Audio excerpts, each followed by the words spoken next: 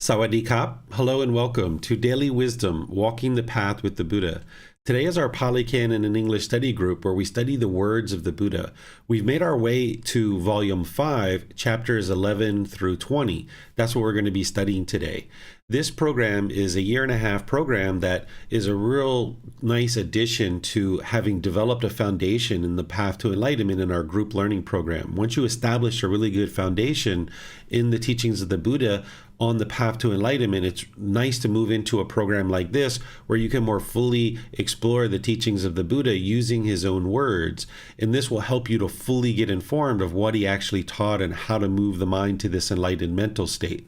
This book number 5, or volume 5, is titled The First Stage of Enlightenment, Stream Enter. This is where you get a nice collection of teachings, all to help you get to that important first stage of enlightenment. And once you're in that first stage of enlightenment, it will then allow you to move beyond that to ultimately get to the second, third, and then the fourth stage, which is the enlightened mental state itself.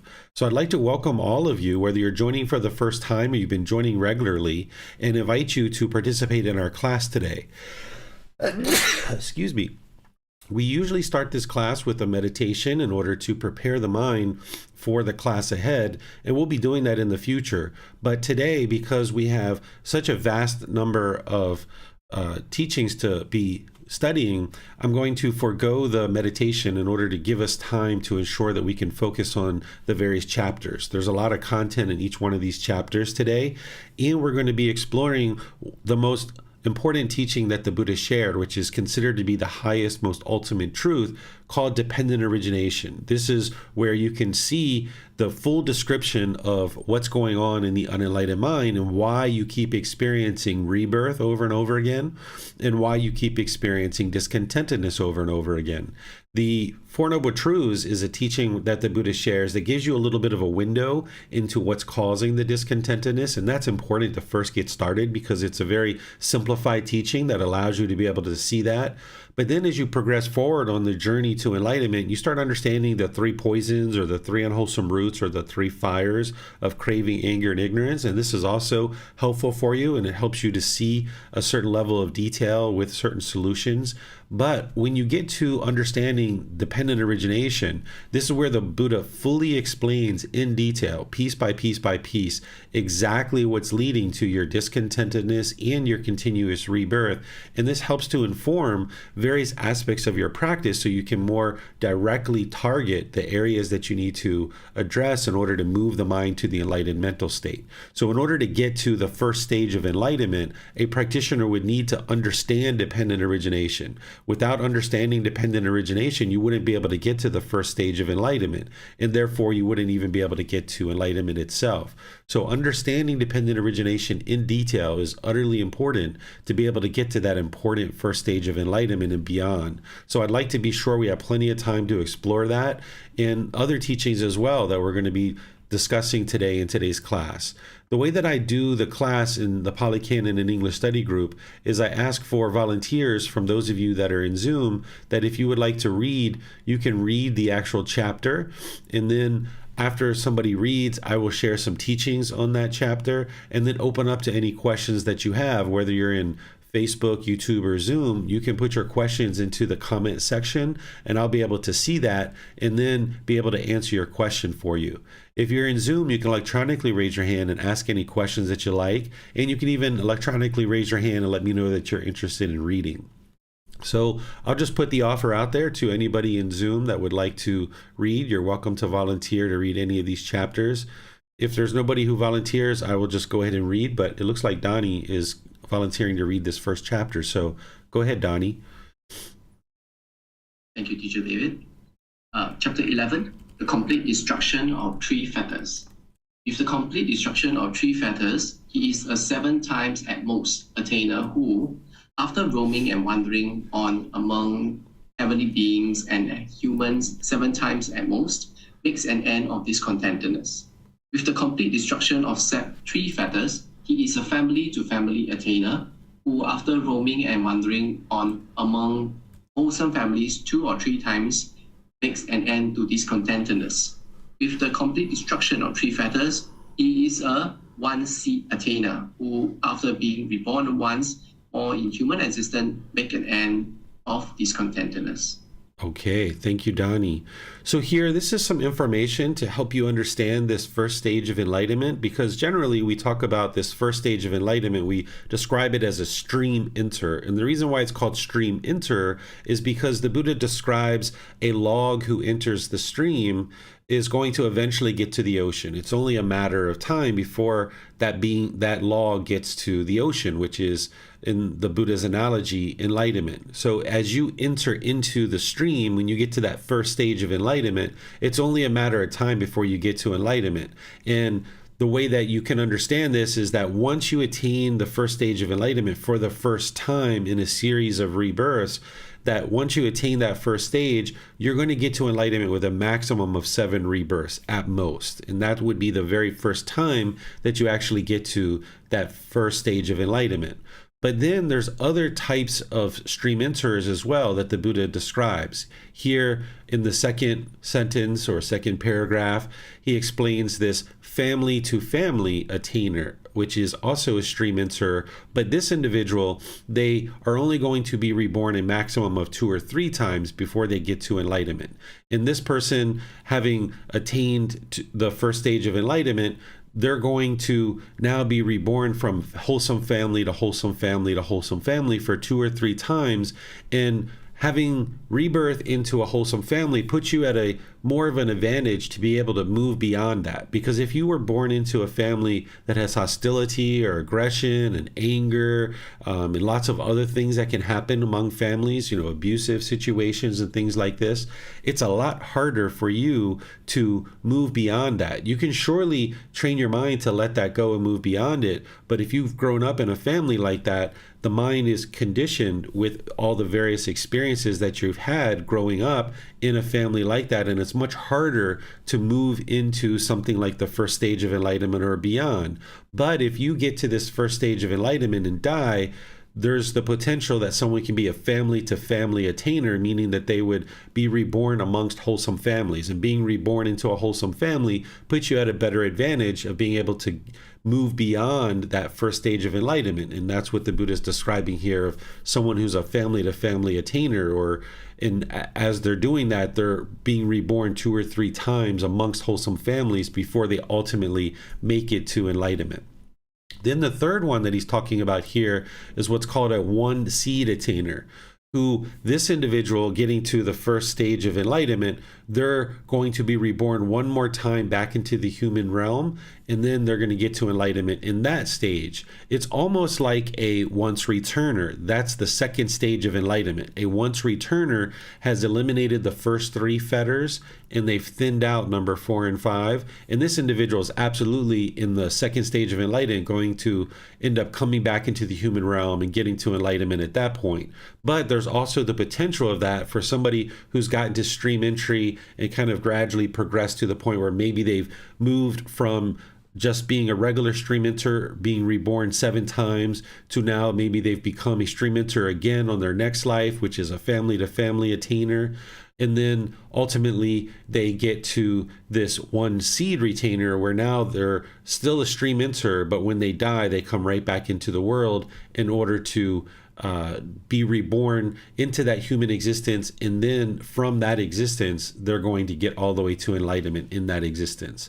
But you're not required to go through each one of these individually before you actually get to enlightenment. You can actually be reborn the first time into the human realm and then make your way all the way to enlightenment within that first human existence. You're not required to do all of these things, but the Buddha is just explaining to you what is possible and what are the options of what could potentially happen to you. But notice here that there's not anything that the Buddha is really giving you that you can go out and actually do right now. It's just explaining to you wisdom of background information to help you understand the progression from one life to the next through these stages of enlightenment and within this one stage of stream entry. So I'll turn things over to you guys for questions here. Remember, you can ask questions in Facebook, YouTube, or Zoom, or you can raise your hand in Zoom and ask any questions that you like. So Donnie, you've got your hand up. What question do you have? Thank you, teacher. The first part of my question would be, these 3 paragraphs are talking about 3 different people. Am I correct? These are 3 different types of attainments that are possible. Once you get into that first stage of enlightenment, you're either going to be this first 7 times at most attainer, you're going to be a family to family attainer, or a 1 seed attainer. And these are kind of, you can almost think of them as like subcategories within the first stage of enlightenment. Oh, I see. Because I'm just seeing the 3 paragraphs talk about destruction of 3 fetters, all the same. But yet, the first one, he has to reveal 7 times. The second one, 2 or 3 times, and the last one, 1 time. So there's a difference, even though it's the same destruction of the 3 fetters. Right. So that first line, that first paragraph, the Buddha, when you get into the first stage of enlightenment, you're going to be reborn 7 times at most. You're not going to definitely be reborn 7 times. It could be 2 times, it could be 3 times, it could be 4, 5, 6, but 7 times at most. A person who gets into the first stage of enlightenment, they won't get to an 8th rebirth.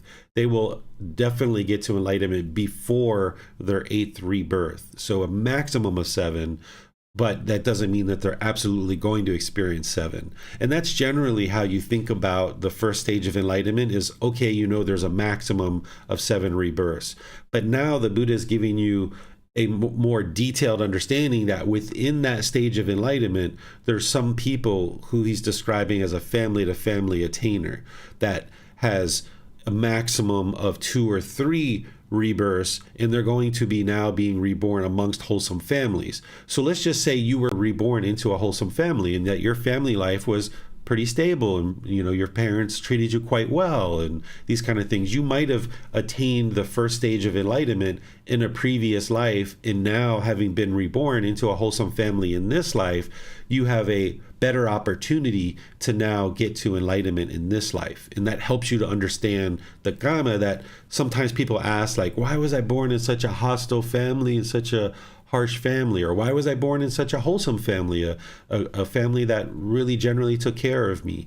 The reason why is because of this stage of enlightenment, that if you've gotten into the first stage of enlightenment in a previous life, this is going to tend to lead towards rebirth into a wholesome family, versus someone who's been reborn into a more hostile or aggressive family. This is someone who may not have learned and practiced these teachings in the past. And then the same thing with the one seed attainer. This is a subcategory within the overall stage of enlightenment of stream entry. And this is really just background information. You're not necessarily going to be able to figure out in any one particular birth of whether you're a 7 times at most attainer, a family to family attainer, or a 1 seed attainer. But it can help you, as I just mentioned, if you were reborn into a wholesome family, to understand why, that there's the potential that you might have been a stream enter in a previous life. Thank you for the explanation, teacher. Yes, you're welcome. Let me check the other platforms and see if we have any questions there. No questions on YouTube. Oh, are you looking for me, Donnie? Yep. Oh, thank you so much. I appreciate that. So that means I need to still look at Facebook, though, right? Yeah. Okay. I see. I don't see any on Facebook or YouTube. Thank you for that assistance. Okay, so let's move on to the next one, which is chapter 12. Is there anyone who would like to read this one?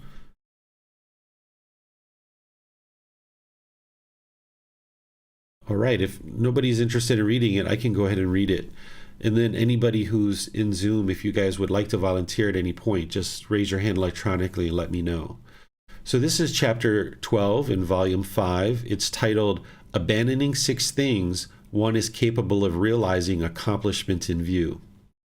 Monks, without having abandoned 6 things, one is incapable of realizing accomplishment in view. What 6?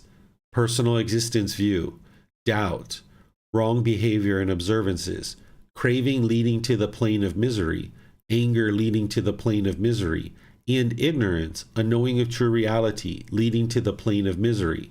Without having abandoned these 6 things, one is incapable of realizing accomplishment in view. Monks, having abandoned 6 things, one is capable of realizing accomplishment in view. What 6?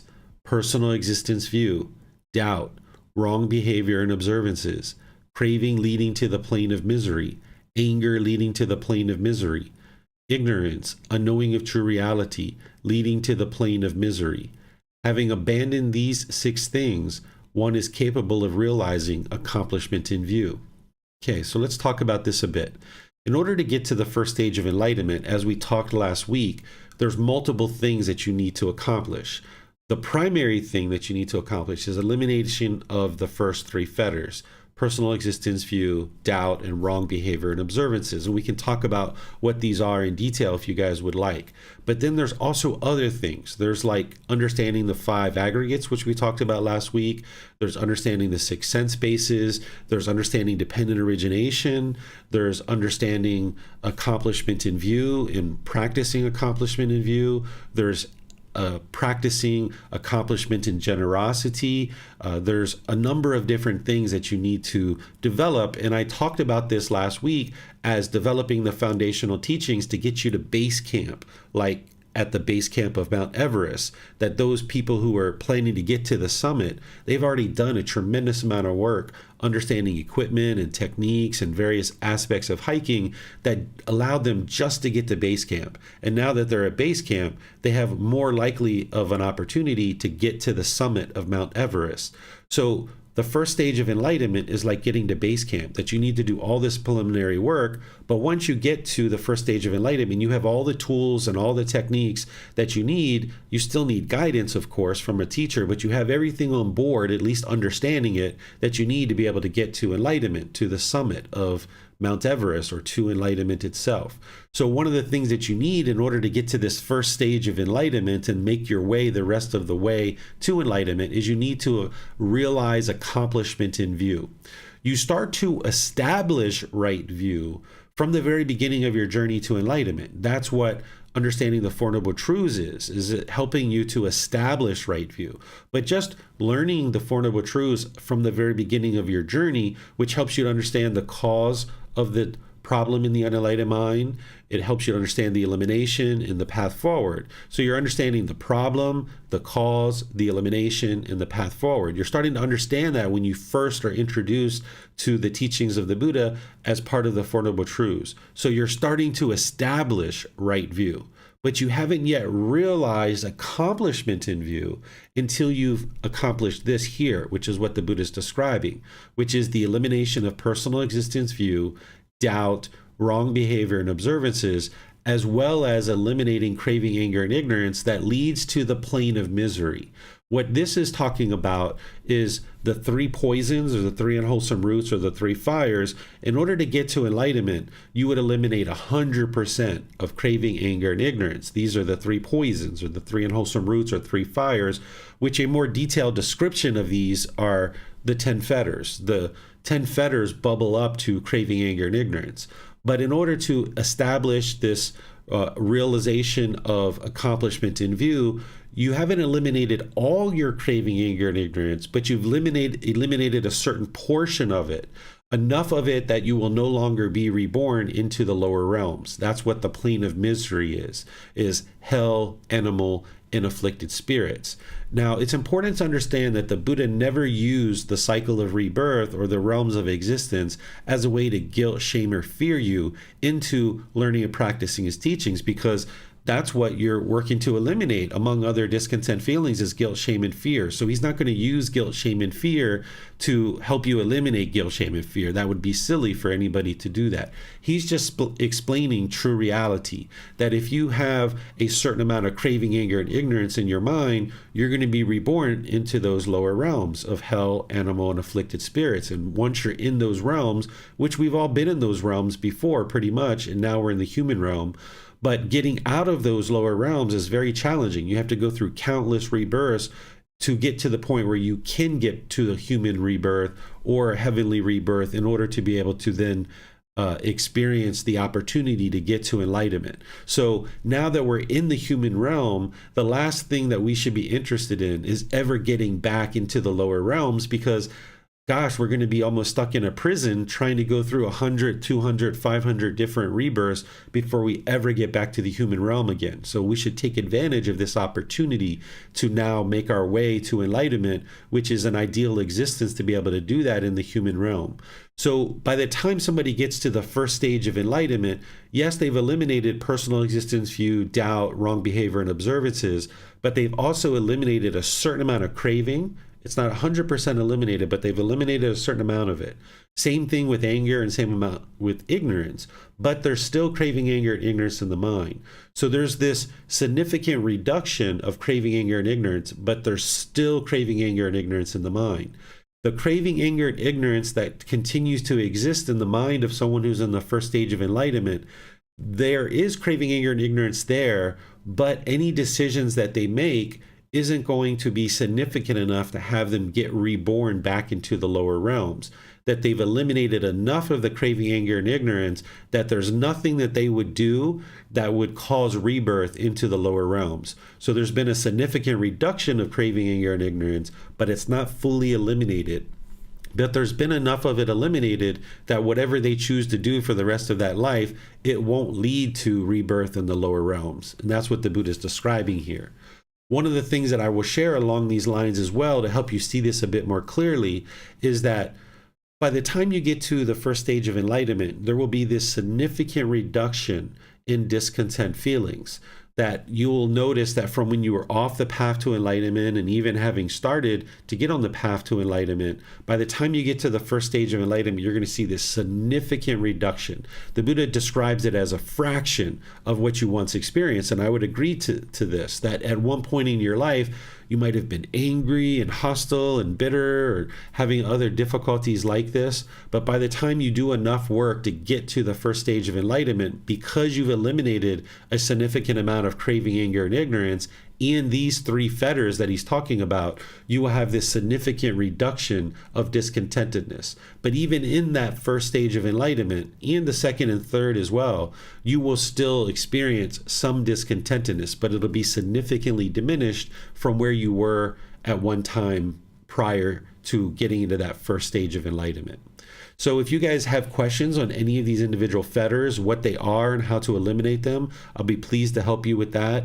If you have any questions on craving, anger, and ignorance and what that is and how to eliminate it, I can answer those questions for you as well. But the Buddha is just laying out for you here in no uncertain terms of some major criteria of what you need to do to be able to get to the first stage of enlightenment. Among all the other things that he talks about in this particular volume and book, these are 6 very important things that you would need to accomplish in order to realize accomplishment in view, which is ultimately going to help you get to the first stage of enlightenment, among other things.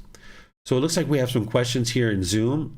Christine, if you'd like to go ahead, you're welcome to ask your questions. Thank you, Teacher David. I have a question on eliminating anger and probably on loving kindness meditation.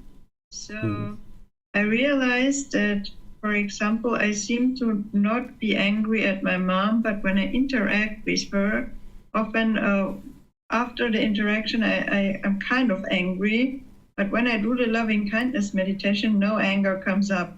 But what I have actually realized is that I might be projecting this anger on the whole country of Germany. And I realized that now I'm angry on German, at the country or on German people, which is kind of weird because it hasn't really caused me any trouble. And I'm not sure, should I start doing loving kindness meditation on a country now? Yes. So this is when I talk about loving kindness meditation, I explain those rings and I say you can do it for an individual or a group of individuals. So wherever you see your mind having anger, hatred, ill will, or even those lesser versions like frustration, irritation, agitation, annoyance, this is all coming from the same defilement, which is this anger. It's just a lesser version of it. So you would like to essentially rewire the mind, and the loving kindness meditation is there for you to help you do that, and then to practice loving kindness through your intention, speech, and actions. So yes, you can do loving kindness meditation on a group of individuals, like may all beings in Germany be peaceful. May all beings in Germany be safe, be well, be free of discontentedness. And what I'd also like to share with you is that if you know that you're having challenges with having loving kindness towards your mom and anger does arise when you talk to her sometimes, what I would suggest that you do is, if you know you're getting ready to call her or interact with her in some way, whatever that might be, that do some loving kindness meditation beforehand, that you know you're getting ready to interact with your mom. You can do a little 10-15 minute loving kindness meditation where it's just cultivating loving kindness for yourself. Start with yourself and then do mom like 2, 3, 4, 5 times in those rings. And now you interact with mom. And if that goes wonderful and you don't see any anger arising, okay, great.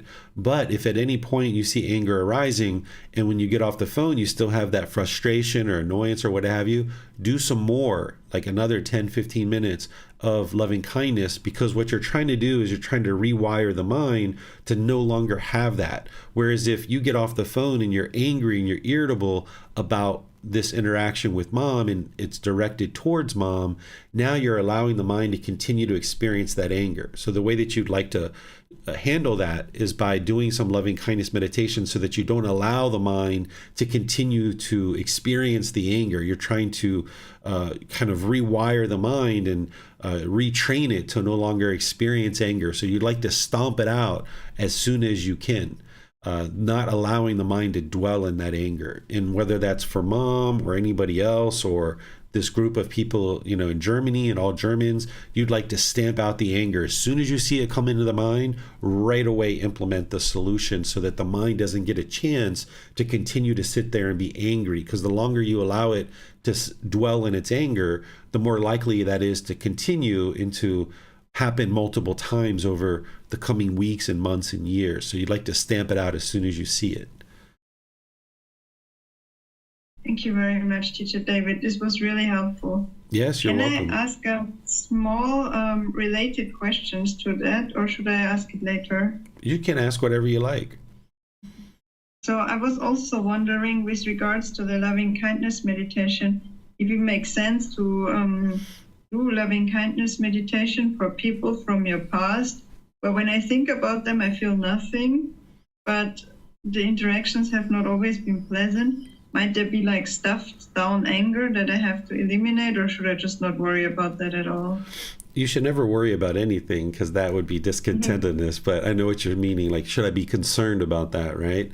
So if you have people in your past that you don't feel anything at all towards them, this means the mind isn't angry, but you're also not having loving kindness and this genuine interest for them to be well. Your mind's just like, yeah, whatever, right? So you would like to cultivate to the point where you've enveloped the entire world with loving kindness, that there isn't any being at all in the world that you don't have loving kindness for. So if you're just kind of neutral about these people from the past, you should go ahead and put them in your loving kindness meditation for a bit and allow the mind to cultivate the loving kindness. They may not be there for very long. They might move in and out of your meditation at different times. And it doesn't mean that you're going to go back and have a relationship with them at any point. But you would just like to be sure that you haven't left out any beings, that by the time your mind is fully cultivated to enlightenment, that you have nothing but this genuine interest in seeing every single being in the world be well. And that's what it means to have fully cultivated loving kindness. So if you're just neutral and just whatever, I don't really care, you haven't yet fully cultivated and enveloped the world in loving kindness yet. Thank you. This was really helpful. You're very welcome. I see, Marcy, you have your hand up as well. You can go ahead with your question. My apologies, Teacher David. You had actually answered my question. I just forgot to lower my hand. Oh, okay, sure. Welcome. Nice to see all of you guys here in class. I'm going to check the other platforms. I don't see any questions anywhere. And I know Donnie, actually, now that I remember, you're watching those as well. So thank you for that. I'll just look out for your hand, Donnie, since you're looking at YouTube and Facebook. I won't need to look at those for the rest of this class. All right, so let's move to the next chapter, which is chapter 13. Is there someone who would like to read this one? All right, Christine, go ahead. Okay. A stream enterer understands as they really are the cause and the passing away of the world. Monks, without having abandoned six things, one is incapable of realizing accomplishment in view. Monks, an instructed noble disciple, does not think, when what exists, does what come to be? With the arising of what, does what arise? When what exists, do volitional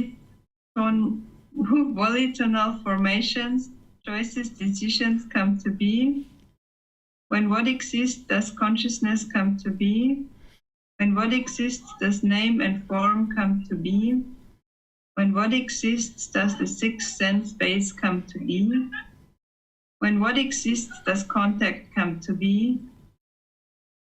When what exists, does feeling come to be? When what exists, does craving come to be? When what exists, does clinging come to be? When what exists, does existence come to be? When what exists, does birth come to be? When what exists, does aging and death come to be? Rather, monks, the instructed noble disciple, has wisdom about this that is independent of others. When this exists, that comes to be. With the arising of this, that arises. When there is ignorance, volitional formations, choices, decisions come to be. When there are volitional formations, consciousness comes to be. When there is consciousness, name and form comes to be. When there is name and form, the sixth sense base comes to be. When there are the six sense bases, contact comes to be. When there is contact, feeling comes to be. When there is feeling, craving comes to be. When there is craving, clinging comes to be. When there is clinging, existence comes to be. When there is existence, birth comes to be. When there is birth, aging and death comes to be. He understands thus. In such a way is there a cause and effect in the world. Monks, an instructed noble disciple does not think. When what does not exist, what does not come to be? Is the elimination of what is what eliminated? When what does not exist, volitional formations, choices, decisions not come to be. When what does not exist, does consciousness not come to be. When what does not exist, does name and form not come to be. When what does not exist, do the six sense bases not come to be. When what does not exist, does contact not come to be. When what does not exist, does feeling not come to be. When what does not exist, does craving not come to be. When what does not exist, does clinging not come to be. When what does not exist, does existence not come to be. When what does not exist, does birth not come to be. When what does not exist, does aging and death not come to be. Rather, monks, the instructed noble disciple has wisdom about this that is independent of others. When this does not exist, that does not come to be. With the elimination of this, that is eliminated. When there is no ignorance, volitional formations, choices, decisions do not come to be. When there is no volitional formations, consciousness does not come to be. When there is no consciousness, name and form does not come to be. When there is no name and form, the six senses bases do not come to be. When there are no the six sense bases, contact does not come to be. When there is no contact, feeling does not come to be. When there is no feeling, craving does not come to be. When there is no craving, clinging does not come to be. When there is no clinging, existence does not come to be. When there is no existence, birth does not come to be. When there is no birth, aging and death does not come to be. He understands thus, in such a way the world is eliminated.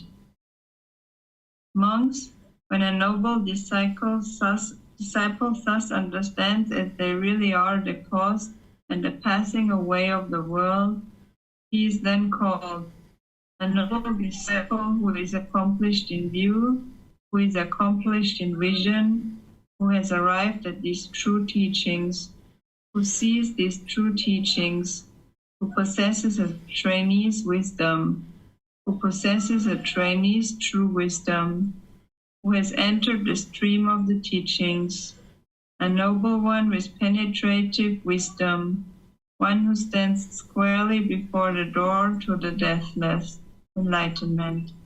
All right. Thank you, Christine.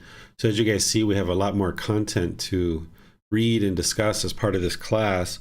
So here in chapter 13, the Buddha is setting up that you need to understand dependent origination in order to get to this first stage of enlightenment and accomplish this establishment or accomplishment in view, because the previous chapter he was talking about those 6 things that need to be abandoned in order to realize accomplishment in view. And part of eliminating those things and abandoning them, you would need to then understand dependent origination. This is kind of a little bit of a warm-up or introduction to dependent origination, helping you understand that that's what you need to do in order to get to the elimination of those 6 prior things. Is that dependent origination is going to give you the insight into how to eliminate those things and why it's important to eliminate those things. So the Buddha says an instructed noble disciple does not think when what exists does what come to be, with the arising of what does what arise. You don't think that because you already know. You already know the answer. You already know because you already deeply understand dependent origination. And because one already understands dependent origination, an instructed noble disciple, someone who's deeply understanding his teachings, doesn't think about that because they already know it. So you already learned it, you understand it, you've gleaned the insight of what you need, and then you set dependent origination to the side, and now you focus on all the things that are helping you to unravel dependent origination, which the next chapter is dependent origination. Down here towards the bottom, where the Buddha says that, okay, having developed your understanding of dependent origination, you now have this accomplishment in view, accomplishment in vision, you've arrived at the true teachings, that you see the true teachings, you possess a trainee's wisdom, the true wisdom, and you've entered the stream of the teachings. That means you've entered into the stream entry, that first stage of enlightenment. And that is where one would have needed to understand dependent origination, among other things. And you have this penetrative wisdom. And he says, one who stands squarely before the door to the deathless. Once you attain enlightenment, this is also referred to by the Buddha as the deathless element. Or here he's saying that once you get to this first stage of enlightenment and having established right view and accomplishment in view, you're standing squarely before the door of the deathless. You haven't yet entered into enlightenment. The mind is not yet enlightened, but you're standing in front of the door. You have the full potential now to walk through the door and attain this deathless element. We call it the deathless element or the deathless because once you attain enlightenment, then you're no longer going to experience death. That you've already experienced birth and death countless times in the past, that now, once you've attained enlightenment in this life, at the time of death, or what we would normally call death, it's not considered to be death for an enlightened being. It's considered to be final enlightenment, because you can get to the point where your mind is enlightened in this life. And in order to accomplish that, you need to eliminate all 10 fetters, which includes eliminating all craving, desire, attachment. But there's one attachment that you can't eliminate as long as you're alive, that you can get to enlightenment and the mind is enlightened, but the mind and the body are still connected. They're still together. So that's why an enlightened being is still going to experience a certain degree of physical pain. You're not going to experience mental anguish along with the physical pain, but you'll still experience a certain amount of physical pain. It'll be muted. It'll be very insignificant for the most part. You will not experience the mental anguish along with it. But because there's this body and mind that are together, the mind is still connected to the physical body, you're still experiencing physical pain. You can't transcend all physical pain while you're in the human existence. You can transcend all mental pain, but you can't transcend 100% of physical pain yet. It's only at the time that you get to enlightenment, and now as you go through however many years of the rest of this life, when you get to the point of death of the physical body, now the body and the mind fully separate. And now the body is one thing and the mind is another thing, and they're two separate things. And now you've attained final enlightenment. We don't call it death. We call it final enlightenment because that last attachment has been eliminated. And now you won't even experience the physical pain at that point. So the Buddha doesn't refer to that as death. He refers to it as final enlightenment, where the separation of the body and the mind occur. Because in the unenlightened state, when you think about death, you might be fearful of it. You might be scared of it. But by the time you get to enlightenment and you've attained this deathless element, you're no longer scared of death. You no longer have fear of death. You're just essentially getting to the point where there's this final separation of the body and the mind, and you understand that this is all impermanence and this is going to occur. You're not scared of it. You're not worried about it or anything like that. There's no fear whatsoever because you've done all the work that you need to do to get to the point where the mind's enlightened. And one of those things that it's going to do is eliminate all fears, including the fear of death. So he refers to someone who's gotten to the first stage of enlightenment as standing squarely before the door of the deathless, meaning that you can enter into this enlightened mental state where you now can experience no death whatsoever, but you haven't yet entered into the door. You're just standing there in front of it with the potential of being able to walk through it. So let me see what questions you guys have on this. I think I saw somebody raise their hand, but I guess I must have answered your question again. I think that was Marcy or somebody, or maybe Christine. Oh, there we go. Marcy's got her hand up. Go ahead, Marcy. Teacher David, you did answer my question, but I'm just raising my hand now to let you know that I'll read the next chapter when it comes about. Oh, okay, perfect. Let's go ahead and go to the next one. I don't see Donnie's hand up, so we must not have any questions on Facebook or YouTube.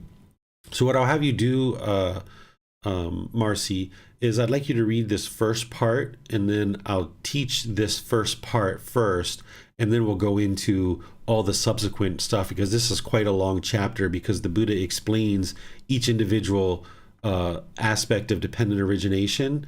But I'd like to first be able to explain all of this and help you guys understand it before we go into the full out description of each individual component of dependent origination. Okay. Dependent origination as the law of nature. A stream enterer understands condition, the cause, the elimination, and the way leading to the elimination of condition. First disclosure. Monks, with ignorance, unknowing of true reality as condition, volitional formations, choices/decisions come to be. With volitional formations as condition, consciousness. With consciousness as condition, name and form. With the name and form as condition, the six sense spaces. With the six sense spaces as conditions, contact. With contact as condition, feeling. With feeling as condition, craving. With craving as condition, clinging. With clinging as condition, existence. With existence as condition, birth. With birth as condition, aging and death, sorrow, grief, pain, displeasure, and despair come to be. Such is the cause of this whole mass of discontentedness. Okay, perfect. So let's go through this and help you understand it, because dependent origination is the highest law of nature. And everything you've been doing on the path to enlightenment up to this point has been leading you to the point of being able to understand this. You've been actively working to dismantle this all the way through, whether it's learning the 3 universal truths, the 4 noble truths, the Eightfold Path, the 5 precepts, the natural law of Gama, the 3 poisons, all the different work, even the meditation work that you've been doing up to this point. It's all leading you to dismantle this. But now that you would like to enter into the first stage of enlightenment, you need to directly study dependent origination, because this is the kind of driving force, so to speak, behind everything else that you're doing on this path to enlightenment. So by understanding this, you will then understand what you've been doing so far and what you need to do for the rest of your journey to enlightenment, along with other things. So let me explain what it is generally, and then we'll go into detail and explain each individual aspect. The way that I encourage students to think about dependent origination is think about it almost like a mathematical equation. That the Buddha is saying at the very top line that there's this ignorance. And that when you have this ignorance or this unknowing of true reality, then your volitional formations or your choices and decisions are now going to be informed by that ignorance, that you're going to make unwise decisions. So when we don't know things like the 5 precepts, we're going to kill, we're going to steal, we're going to have sexual misconduct, we're going to lie, we're going to have substances that cause heedlessness potentially, because of our ignorance, because of our unknowing of true reality, our lack of wisdom or our confusion, our misunderstanding about the world, we will tend to do things like that are described in the 5 precepts. And that's not the only things. We do other things too that are very unwise because of this ignorance, confusion, misunderstanding. One of the things we do in the unenlightened state when we have this ignorance is we blame other people for our discontentedness. And then we become bitter and harsh and aggressive. That's a volitional formation. That's a choice and decision that we make in the unenlightened state. When we have ignorance, we think everybody else is causing us to be angry. So because of our ignorance, our lack of wisdom, we make the choice and decision to be bitter and harsh and aggressive to people. And then as we're bitter, harsh, and aggressive to people, that comes back to us. And then we blame other people more. Like, look, you're being bitter, you're being harsh to me, you're being vindictive, you're being disrespectful. But we don't realize that we were that way too. That's the whole reason why it's coming back to us. So because of this ignorance, it keeps us trapped in this continuous cycle, on and on and on and on and on.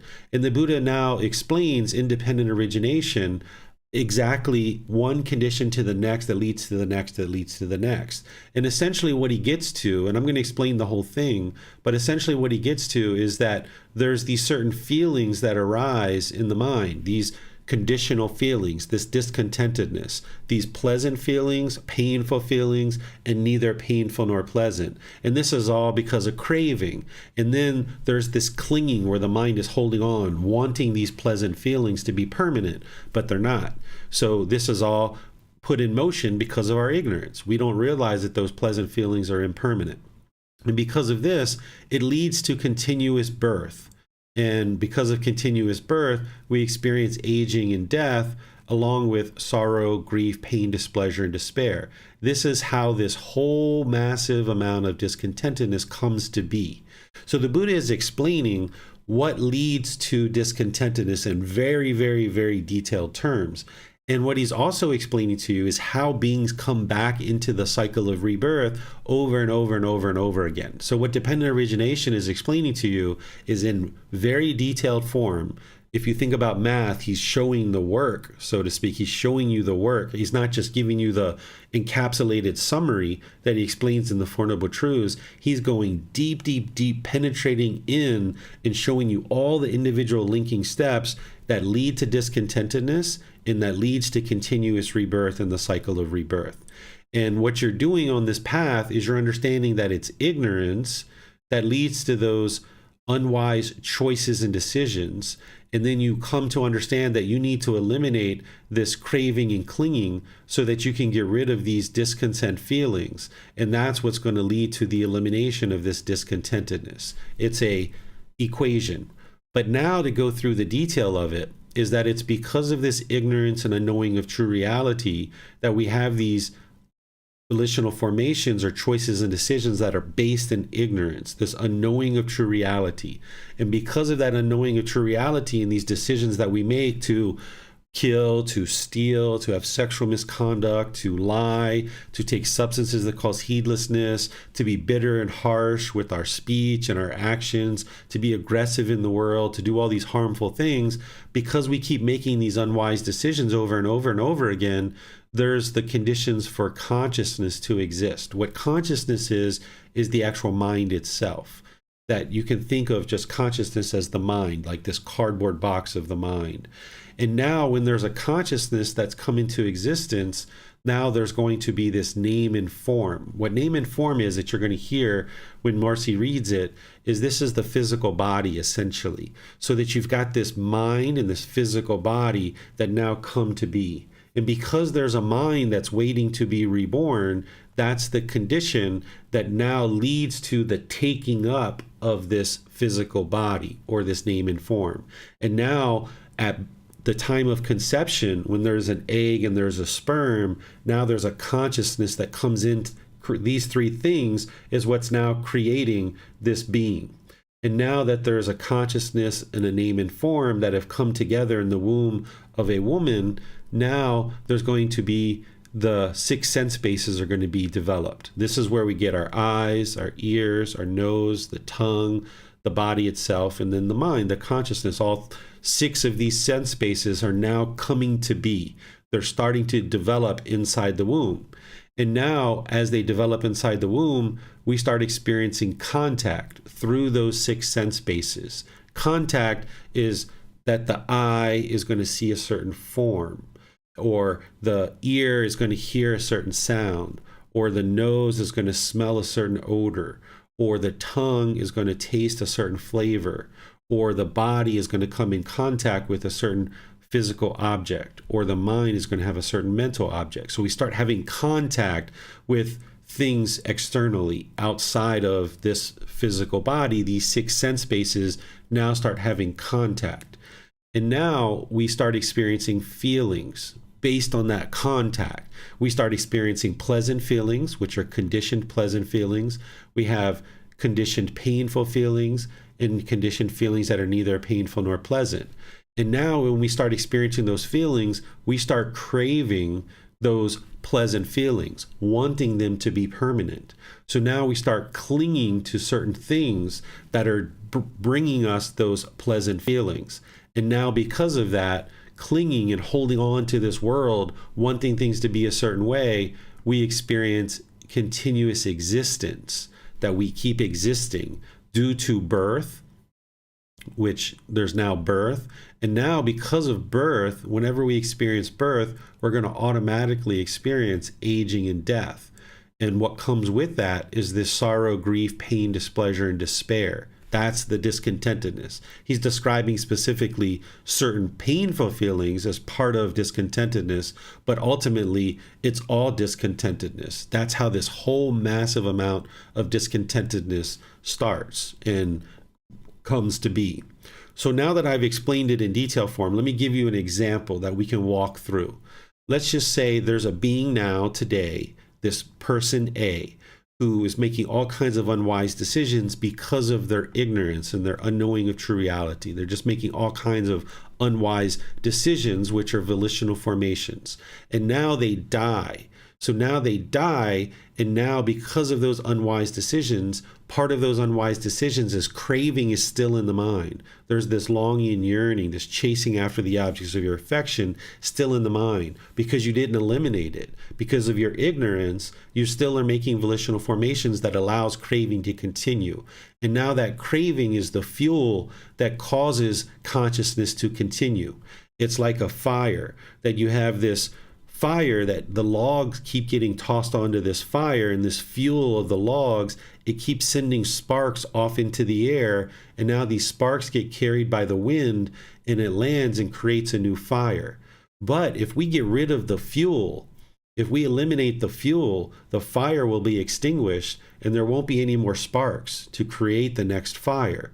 So because of our ignorance and unknowing of the true reality, we kept making volitional formations or choices and decisions that allow this craving, desire, attachment to continue in the mind, and it keeps throwing off sparks.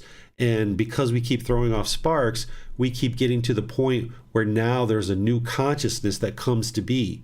Person A dies, they still have craving in the mind, it throws off a spark, and now this new consciousness comes to be. And now with this new consciousness, it's looking for a physical body. Where can I be reborn? Right? What realm can I be reborn in? There's this natural law of Gama, of course, that is determining what realm a being is reborn into. But if there's a consciousness, there's going to be rebirth. And specifically talking about the human realm here, there's this consciousness that is now looking for a name and form in order to come into the world, because the mind is still clinging to the world. And now in that womb, we're developing these 6 sense bases. And now that we've developed these 6 sense bases, we're experiencing contact through these 6 sense bases. And as we are entering into the world, we start experiencing certain pleasant feelings. And now let's just say, as we were born, at some point, we had this contact where maybe our mom or our dad gave us chocolate for the first time. And now that we experience the pleasant feelings that arose due to having the chocolate. Before we knew what chocolate was, we didn't have any particular feelings related to chocolate. But once chocolate hit the tongue of the 6 sense bases, and we had that contact with the chocolate, now there's this pleasant feeling that arises up in the mind. Like, oh, wow, that was pleasant. That felt great. And now the mind's going to start craving it. It's going to start wanting it, longing for it, yearning for it, looking out, chasing after that chocolate, wanting it more and more and more and more, because it's not necessarily the chocolate that the mind is longing and yearning for. It's longing and yearning for those pleasant feelings. That's what it wants. That's what the mind wants, is those pleasant feelings. So because of those pleasant feelings that we experience, craving comes to be. We start longing and yearning for those pleasant feelings. So now we cling to whatever object it was. We perceive that that chocolate is what created those pleasant feelings. So now we cling to it and we hold on to it and we keep wanting it over and over and over and over and over and over again. And now we're holding on to a certain aspect of this world, wanting these pleasant feelings over and over and over again. So now we experience continued existence through birth. And now we keep coming back into this world over and over again. We are experiencing aging and death. And now we experience this continued sorrow, grief, pain, displeasure, and despair, because those feelings that were pleasant, they're not permanent. The mind is chasing with craving and having clinging, wanting these feelings to be permanent. But we get those temporary pleasant feelings and we experience them for a period of time. But ultimately, it's only a matter of time before our mind ends up in these painful feelings. Because of impermanence, we can't permanently get what the mind's craving. So as long as the mind's having any type of craving, it's going to get that in certain situations, but in some situations it's not going to get it. So when it doesn't get what it wants due to impermanence, that craving is still there. So that's why the mind is now sorrowful or grief or pain, displeasure, and despair. So when our mom or dad gives us chocolate, we get pleasant feelings. But when we don't get the chocolate and they say, no, you can't have that chocolate, right? We cry, we're sorrowful, we're having pain and displeasure because the chocolate isn't permanent. But the mind wants it to be permanent. And because of this craving and clinging, the mind keeps longing and yearning. And now it's not just the chocolate anymore that we experience discontentedness about. It's about any number of things. That you spend time with your grandmother and you get all these pleasant feelings. And now you're craving for grandma to be permanent. And then when she dies, your mind grieves because you're not getting what you want, which is time with grandma. Or you want your car to be permanently beautiful. And now when it gets in an accident, this represents impermanence. And now because the mind's craving and clinging for the car to be permanently beautiful, you now experience sorrow, grief, pain, displeasure, and despair when it gets into an accident. Or any number of things. We could go on and on and on, any number of examples that at some point you got pleasant feelings related to that object. And then you allowed your mind to crave. And because of that craving, clinging is in the mind. And now you're going to continue to experience this grief, pain, and displeasure. And if you don't eliminate it, then you're going to keep coming back over and over and over again and experiencing it over and over and over again. So all of this is going into action because of the ignorance or the unknowing of true reality. So what you gather from dependent origination is your number one goal is to eliminate ignorance, because that's what's putting this whole cycle in motion, is the ignorance. And this is what your number one goal is, to eliminate ignorance by cultivating wisdom. And that's why when a student first starts with me, I will share with them, don't believe anything I ever say, because belief, you don't know what's true or false. It doesn't lead to wisdom. So I start a student at the same place where I know they need to end. They need to end with wisdom. That's what ends this whole cycle of rebirth. And that's what ends discontentedness, is getting to wisdom. So I start students the very first time they learn with me with understanding that they can't believe what I'm saying. They can't believe what the Buddha is saying. They need to get to wisdom, because your number one goal is to eradicate this wisdom. Because if you can eliminate this ignorance, then you're going to eliminate volitional formations based in ignorance. And if you can eliminate volitional formations based in ignorance, then you'll eliminate consciousness, and you'll eliminate taking up name and form, and you'll eliminate the six sense bases coming to be.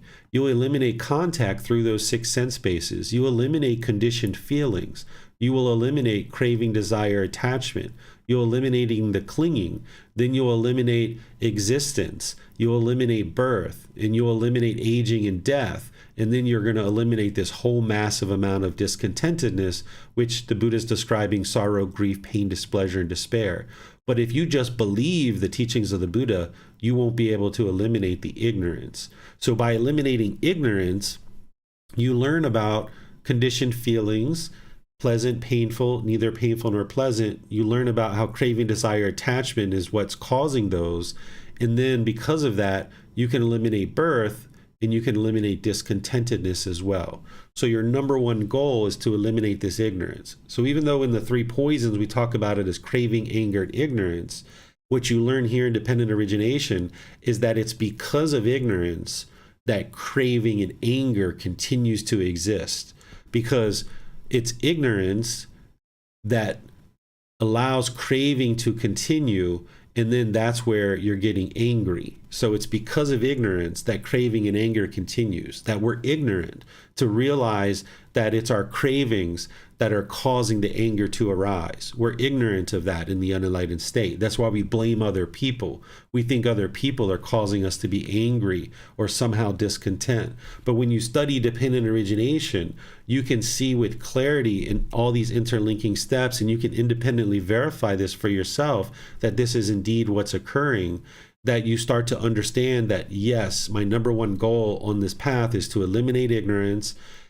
And by gaining wisdom, I can learn how to eliminate craving. And by eliminating craving, I will eliminate anger and all these other discontent feelings. And he's showing you here in long form, in detail, exactly how all of this comes to be. And I have here in this chapter, I have these tables which help you understand that there's these past causes, which in the past we had ignorance, and we had volitional formations that were based in ignorance. In the lives prior to this one, we had this ignorance and this volitional formations based in ignorance. So because of those past causes, then there's these present effects of consciousness, name and form, the six sense bases, contact and feeling. This is what we're experiencing in the present moment based on past causes of ignorance and volitional formations. But now in the present moment, there's craving, clinging, and existence. And these present causes can lead to these future effects of birth, aging, and death. This is showing you how this past experiences are creating present situations, and then there's present causes that are going to create future things if you don't unravel this. And then there's this other table that helps you understand that also within each individual life, you're also experiencing all of these. This first table is helping you understand the building effect of past, present, and future, but also you're experiencing in the unenlightened state ignorance, volitional formations, consciousness, name and form, six sense bases, contact, feeling, craving, clinging, existence, birth, aging, and death, which is leading to discontentedness. You're experiencing it in that past life totally. You're also experiencing it in this present life as well. Like right now, you're experiencing in the unenlightened state all 12 of these things. And then if you don't do anything about it, you will experience in a future life all of these things as well. But what you're attempting to do on this path to enlightenment is unravel all of this. You're trying to dismantle this dependent origination so that if you understand that it's this discontentedness keeps arising in the mind and you're trying to eliminate that discontentedness, and that's what you're trying to eliminate, well, then you go all the way back to the very beginning of the equation. And if this is a sequencing of events that's occurring, in order to eliminate this discontentedness, you have to eliminate this first thing. You have to eliminate this top line ignorance. And that's why you don't believe anything and you work to get to wisdom. And now the wisdom of the teachings of the Buddha is going to help you understand how to eliminate those conditioned feelings that are based in craving and clinging. And then by having done that, and you see this diminishing of discontentedness, you will know that this equation is working in your favor because you're starting to see this diminishing of discontentedness. And then having eliminated discontentedness, you will know that there isn't going to be any more rebirth. Because if you've eliminated the very bottom of the equation, then all of this isn't going to occur anymore from that point forward. So let me see what questions you guys have on this before Marcy reads the rest of this chapter. You can ask questions in Facebook, YouTube, or Zoom, or you can raise your hand in Zoom and ask any questions that you like. All right, Marcy, go ahead. Thank you, Teacher David. And I just want to make sure that I'm understanding this correctly. So every time when I have discontentedness arise and I do that investigation to find out the cause, the cravings for that discontentedness, is that me using this mathematical equation to eliminate it, to gain that wisdom? Am I doing dependent origination with each time I'm coming across a certain feeling, and then I investigate to find what that craving is and then work on to eliminating it? Is that kind of what I'm doing? Yes, pretty much. But you don't necessarily have to keep this, in the forefront of your mind. This is explaining to you what's truly happening in detail form. And once you understand it, you can set it aside and now just focus on cultivating wisdom, focus on eliminating cravings and clinging, and eliminating discontentedness. And that's where the Eightfold Path is there, teaching you how to do that. It's teaching you the wisdom, moral conduct, and mental discipline that when you see discontentedness arising as a bodily sensation with your mindfulness, you cut it off and let it go so that now you can restrain the mind and retrain it. And that's where you're getting wisdom of the Eightfold Path, because the Eightfold Path is the escape. That's how to escape all of this discontentedness. But if you're ignorant of the Eightfold Path, you wouldn't know how to implement it in the present moment. So once you understand this, you can set it aside and just realize, like, yes, this is indeed what is occurring, but you don't need to reference this and go back to it at every moment. This is kind of like the underlying engine that is driving all the discontentedness and rebirth to occur. And once you understand the engine, now with your car, you just keep putting fuel in it every single time. You don't have to understand the pistons and the spark plugs and the oil filters, and you don't have to go in and tweak all of that stuff all the time. You just know that you got to keep putting gas in the car because the engine needs this gas. So it's the same kind of thing as once you understand the detail like this, okay, I understand the detail. So what this means is now I need to cultivate wisdom. I need to eliminate this craving and clinging. And whenever I see discontentedness arising, I need to apply the mental discipline section of the Eightfold Path, which is to restrain the mind and pull it back and cut off and let go of the discontentedness as a bodily sensation. Well, how do I do that? Oh, I got to do breathing mindfulness meditation in order to train my mind to be able to be aware of those bodily sensations and be able to easily cut it off and let go. Okay, well, how do I let go of anger? Oh, okay, now I need to do loving kindness meditation in order to eliminate the anger. So this is giving you the why of how this all fits together.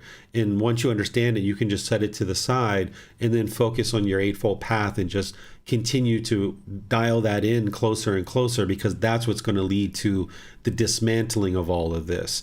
And that's also what's going to lead to dismantling the 10 fetters, because we're ignorant of those 10 fetters. That's part of our ignorance in the unenlightened state, that we don't even know that we're afflicted by these 10 fetters, and we don't know them because of our lack of understanding. And we keep making decisions through our sensual desire, through our ill will, through our conceit, through all those other fetters. And one of the fetters is actually ignorance and this unknowing of true reality.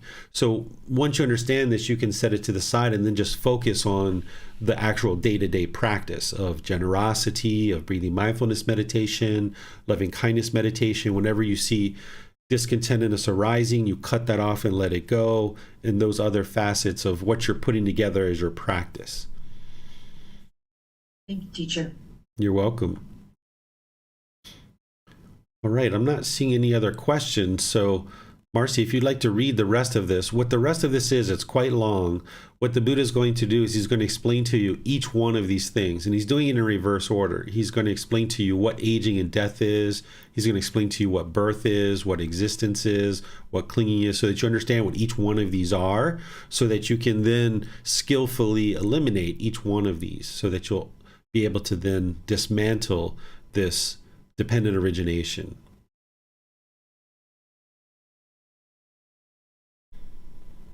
And what, monks, is aging and death? The aging of the various beings in the various orders of beings, their growing old, brokenness of teeth, grayness of hair, wrinkling of skin, decline in vitality, degeneration of the senses, this is called aging. The passing away of various beings from the various orders of beings, their perishing, their breakup, disappearance, mortality, death, completion of time, the breakup of the aggregates, the lying down of the carcass, this is called death. Thus, this aging and this death are together called aging and death. With the arising of birth, there is the arising of aging and death. With the elimination of birth, there is elimination of aging and death. Just this noble eightfold path is the way leading to the elimination of aging and death. That is, right view, right intention, right speech, right action, right livelihood, right effort, right mindfulness, and right concentration. And what, monks, is birth? The birth of the various beings into the various realms of beings, their being born, descent into the womb, production, the coming together of the aggregates, the obtaining of the senses bases, this is called birth. You don't need to read this over and over. It's the same thing, Marcy, all the way. Okay.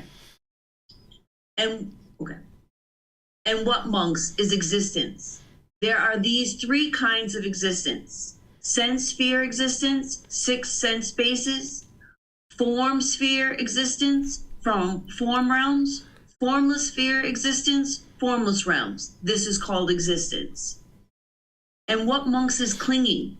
There are these 4 kinds of clinging: clinging to sensual pleasure, clinging to views, clinging to rules and vows, clinging to notions of self. This is called clinging.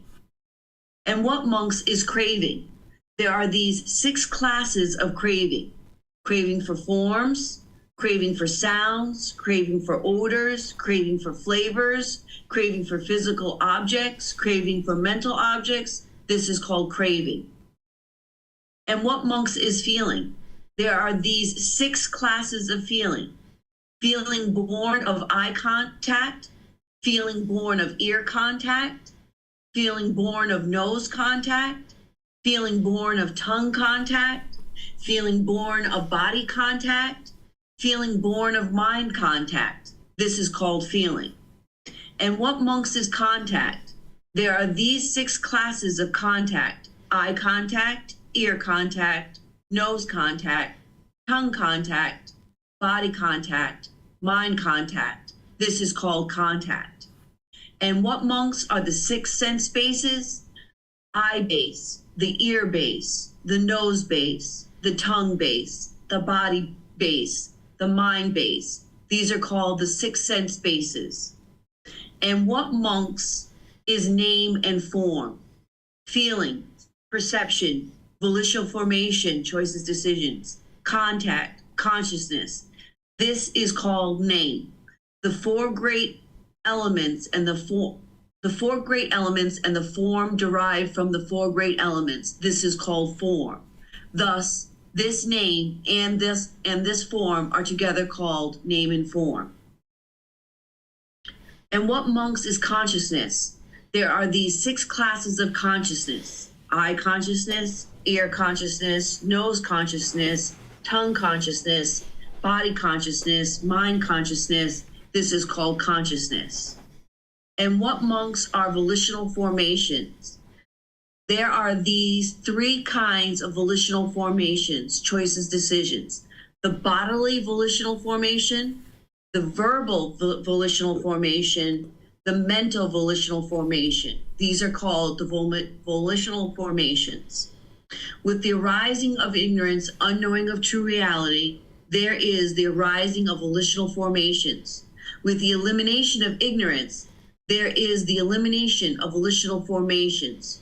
Just this noble eightfold path is the way leading to the elimination of volitional formations. That is right view, right intention, right speech, right action, right livelihood, right effort, right mindfulness, and right concentration. And when monks, a noble disciple, thus understands the conditions, thus understands the cause of the conditions, thus understands the elimination of the conditions, thus understands the way leading to the elimination of the conditions, he is then called a noble disciple who is accomplished in view, who is accomplished in vision, who has arrived at these true teachings, who sees these true teachings, who possesses a trainee's wisdom, who possesses a trainee's true wisdom, who has entered the stream of the teachings, the noble one with penetrative wisdom, one who stands squarely before the door of deathlessness, enlightenment. Thank you so much, Marcy. That was wonderful. So here you can see all the different details of each individual factor of dependent origination. And you can see that once you understand this, then the Buddha basically is saying, okay, focus on the Eightfold Path. Once you understand it, that's what I was saying earlier, is once you understand dependent origination thoroughly and you understand what your goal is, you can set it to the side and now just focus on the Eightfold Path and developing that more and more and more, because that's giving you the real work. This here is just explaining to you the background of why you're doing the work. But you need to understand that in order to understand that you need to get to wisdom, you need to eliminate craving and clinging, and that's what's ultimately going to eliminate discontentedness in rebirth. But it's the Eightfold Path that's going to tell you how to do it, how to do the actual work, the day-to-day work that you're doing on a day-to-day basis. So I'll open up to any questions that you guys have on any of these individual factors, because rather than going through each one and explaining them, I think the Buddha did a really good job of explaining them. But if you have questions on them, because some of the things that he's talking about, like things like name and form, he's using kind of an old historical way of describing name and form that you might need help with. Like you might ask, like, what are the 4 great elements? If you don't know what those are, you might have that question. So if you have any questions on any of these individual aspects of dependent origination, let me know and I'll explain it to you.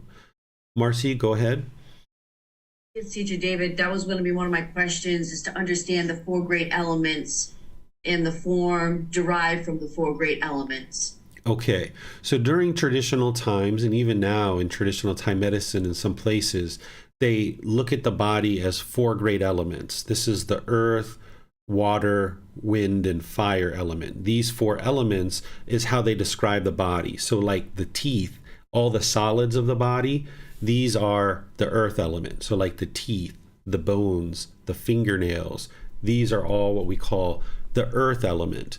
Then we have things like the water element. The water element are the fluids of the body. So like the blood, the saliva, the tears, the urine, things like this. These are this is described as the water element. Then we have the wind element. The wind element is the movement of things through the body. So like your feces moving through the body, or like in your intestinal tract, the movement of the substance through the intestinal tract. Or like the blood is the water element, but the movement of the blood is from the wind element. So any kind of movement in the body is considered the wind element. And then the fire element, this is the temperature and the heat of the body, oftentimes associated with digestion. So when they would describe the body, because they didn't have the scientific knowledge that we have today, they would describe it through these four great elements of earth, water, wind, and fire. And in the earth is the solids, the water is the fluids, the wind is the movement, and the fire is the heat. So now when they describe the body that way, they would diagnose the body through these four elements, so that if there's sickness in the body, it's like, oh, you have a depletion of the earth element, and you have an elevated wind and water element, and your fire element is maybe neutral. And now that helps them to understand how to provide treatment to the body. And this is still in existence in some traditional medicines. Like here in Thailand, they have traditional Thai medicine, and they use the element theory of the four elements in order to understand the body and look at the body, diagnose it, and then they prescribe certain herbs and certain traditional medicine based on, they would like to maybe bring the earth element down, or they would like to raise the water elements or the wind element, or they would like to support the fire element or something like this. So that's how they described it. Nowadays, we talk about the body as cells and molecules and bones and, different things like this, that we have much deeper understanding of the body than they had back then. But that's what he's describing here, is those four elements. And that's why I help you to understand that what he's really describing in name and form is he's describing the physical body. But these are also the aggregates. So if you understand the five aggregates, which are form, feeling, perception, volitional formations, and consciousness, that's what makes a living being is the five aggregates. We studied this last week. Form, feeling, perception, volitional formations, and consciousness. That's what makes a living being. So what he's describing here as name and form is the four great elements. That's the first aggregate. Then feelings, perceptions, volitional formations, and consciousness, those are the other aggregates. So here in name and form, he's describing all five aggregates, but he's adding this one thing, which is contact. So essentially, name and form is the five aggregates with contact included. And when he talks about the five aggregates, he's saying this is how to determine that there is a living being, is that they're going to have the five aggregates. And now he's describing that as name and form. All right, so yeah, you're welcome, Marcy. Tonka, you have your hand up. Thank you, Teacher David. I was wondering if you could talk a little bit more about volitional formations causing consciousness. Like, to me, I understand more that craving and clinging, they would cause a new existence and they would cause consciousness. But I'm not sure if I understand how volitional formation caused consciousness. Sure. What the fuel to rebirth is craving, desire, attachment, that mental longing, strong eagerness. The Buddha talks about this in other discourses, that he says craving is the fuel that leads to the next rebirth. But in order for craving to exist, there has to be volitional formations that are now ignorant. That's the whole reason why craving exists in the mind, is because of the choices and decisions that are the bodily, verbal, and mental formations. As we make unwise decisions, we allow craving to persist. So it's craving itself that is the fuel that causes rebirth. But what the Buddha is doing in this whole equation, that I call it, he's explaining all the details. So it's ignorance that leads to having craving to exist in the mind, and that's what's causing discontentedness. That's like the top line, the middle, and the bottom, right? And the bottom is like the bottom of the equation, that all of these things is what leads to the answer of the equation, which is it's going to lead to discontentedness. So you can look at the ignorance and the craving is what equals the discontentedness. That's what comes together to cause the discontentedness. But now he's showing you the detailed work that because of ignorance, there's these volitional formations that are allowing the cravings to continue, and that's what then leads to consciousness. Okay, thank you very much. So without the craving, we wouldn't have volitional formations, right? We will still have volitional formations, but they won't be based in ignorance any longer. So like once you unravel all this and you no longer have ignorance and you no longer have discontentedness, you will still be making volitional formations in terms of choices and decisions, but now your choices and decisions will be based in wisdom instead of ignorance. And now because you have replaced this ignorance with wisdom, now with that wisdom, now you'll make volitional formations through that wisdom, and you'll be making wise decisions. And because of that, part of your wise decisions is you completely eliminated craving, you completely eliminated anger, you completely eliminated ignorance. And because of that, there will no longer be any consciousness whatsoever. There won't be a next consciousness. Okay, so we can have wholesome volitional formations, right? We always have volitional formations there, but they can be wholesome or unwholesome, considering if we are ignorant or not ignorant. Exactly. Okay. Exactly. What dependent origination is explaining is how all of this comes to be and how it leads from ignorance from one life, leads to rebirth, and leads to continuous discontentedness. But you can dismantle this by now having wisdom. And if you fully cultivate wisdom and your mind's enlightened, you will still make volitional formations for the rest of that life. But now they're going to be based in wisdom. So it's not going to then lead to a consciousness for your next life because you've dismantled all of this. Okay, thank you very much. You're very welcome. All right, I'm not seeing any other questions, so let's move on to the next chapter, which is chapter 15. Let me see something here. This is essentially what we're just talking about with discontentedness. I'm sorry, with dependent origination. It's just explained in a different way. I'm looking at the time. I'd like to be sensitive to y'all's time. This is essentially explaining dependent origination in a slightly different way. He's explaining the elimination of it in that you're eliminating the aging and death, and he's going backwards now. I'm not sure if the hands that you guys are raising are for questions on dependent origination or if you guys would like to read. If you guys have questions on dependent origination, go ahead and ask those. Nope. Okay, so it's for reading. Okay, thank you guys for volunteering.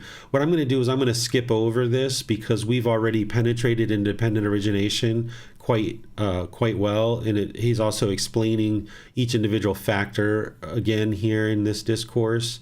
Let's get to something else. Let's see, even this one. Let me talk about this one. This is connecting dependent origination to understanding how to eliminate and unravel dependent origination. So here, if you understand the wisdom of aging and death, you understand that description in dependent origination of what aging and death is. You understand the cause of aging and death, which is birth. In this case, and then you understand the elimination of aging and death is to eliminate birth, and then you understand that the wisdom of the way leading to the elimination of birth is to practice the Eightfold Path, right? And then it's like each individual thing, this 44 cases of wisdom is that you understand these interlinking connections from one aspect of dependent origination to the other. And he's just describing that for you here in long form. And if you've studied this on your own, then you may have questions on it, and you're welcome to ask me any questions that you like. But here he's just explaining the dismantling of dependent origination, and that for each one of these stages, each one of these factors and conditions of dependent origination, you should understand what it is, You should understand what causes it. You should understand the elimination of it, and then the way leading to the elimination. And you might have gotten that out of our talk, but you might need to more deeply study this and make sure you understand each one of those. Then he describes it now in super detail, which is the 77 cases of wisdom, where he goes through each individual aspect of each individual grouping, where here with aging and death has birth as condition. And then that when there is no birth, there's no aging and death. And then in the passing to of aging and death, had birth as condition. And then he's just showing you how to essentially dismantle this piece by piece by piece. And he's going to do that for each individual aspect of this. There's a lot of content here that he's just explaining to you how to dismantle it, which we just talked about in kind of a shorter format. But if you would like to read this, read that, and then let me know if you guys have any questions. So we can pick this up with reading and helping you to understand here. But if you guys have questions on any of those previous chapters from your reading, let me know, and we'll go back and I'll help you understand it. But those are just showing you how to dismantle the dependent origination. And this is also helping you to understand that too, but I've got it shortened up here where we don't have to go through each individual facet of it. But this is going to help you to understand the wisdom of principle and the wisdom of entailment. Is there someone who would like to read this? Okay, go ahead, Max. Thank you, sir. Wisdom of the principle and wisdom of entailment, a stream enterer. And what, monks, is aging and death? The aging of the various beings and the various orders of beings, their growing old, brokenness of teeth, grayness of hair, wrinkling of skin, decline of vitality, degeneration of the sense bases. This is called aging, the passing away of the various beings from the various orders of beings, their perishing, breakup, disappearance, mortality, death, completion of time, the breakup of the aggregates, the laying down of the carcass. This is called death. Thus, this aging and this death are together called aging and death. With the arising of birth, there is the arising of aging and death. With the elimination of birth, there is the elimination of aging and death. This noble eightfold path is the way leading to the elimination of aging and death. That is, right view, right intention, right speech, right action, right livelihood, right effort, right mindfulness, and right concentration. When, monks, a noble disciple thus understands aging and death, its cause, its elimination, and the way leading to its elimination, this is his wisdom of the principle. By means of this principle that is seen, understood, immediately attained, comprehended, he applies the method to the past and to the future thus. Whatever ascetics and Brahmins in the past directly knew aging and death, its cause, its elimination, and the way leading to its elimination, all these directly knew it in the very same way that I do now.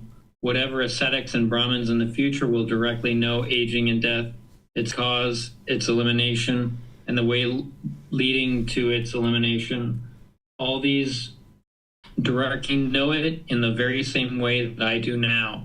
This is his wisdom of entailment.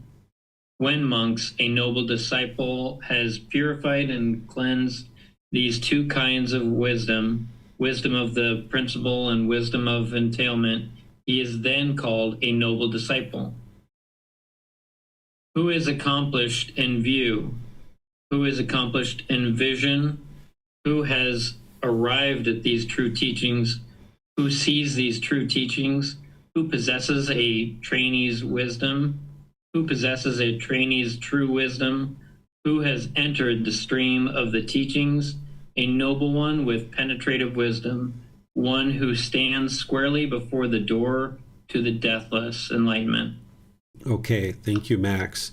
So, what the Buddha is helping you to understand is what's called the wisdom of principle and the wisdom of entailment. And he goes through for each individual each individual condition of dependent origination and explains to you in detail form what is the wisdom of principle and what is the wisdom of entailment.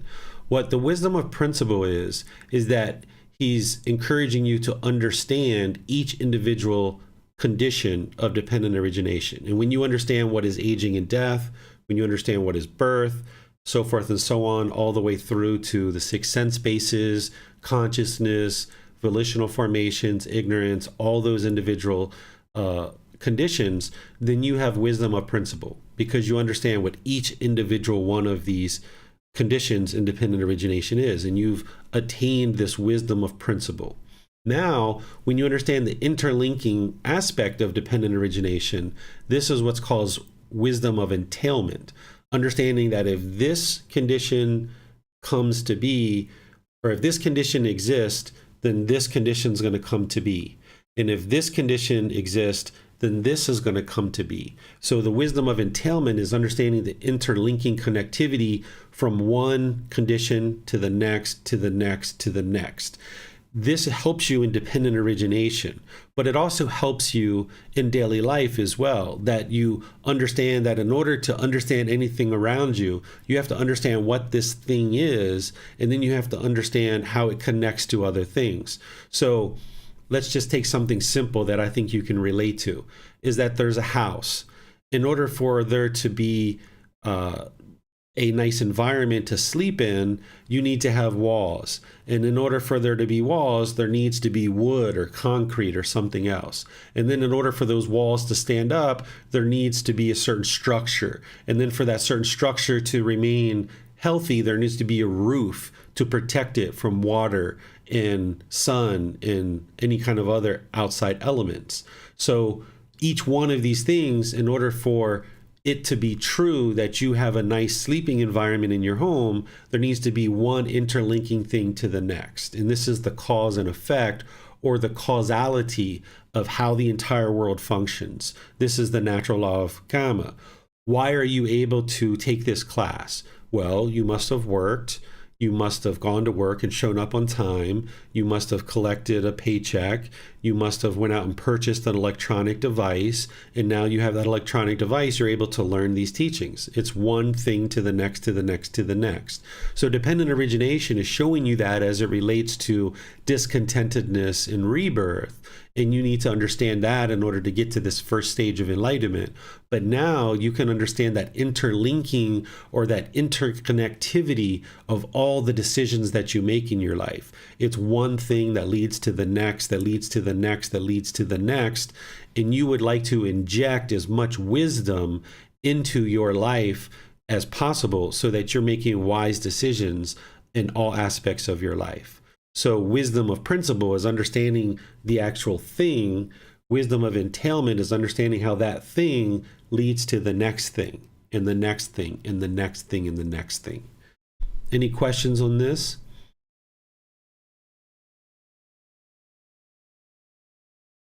Okay, Marcy. Thank you, Teacher David. So you had mentioned karma in this.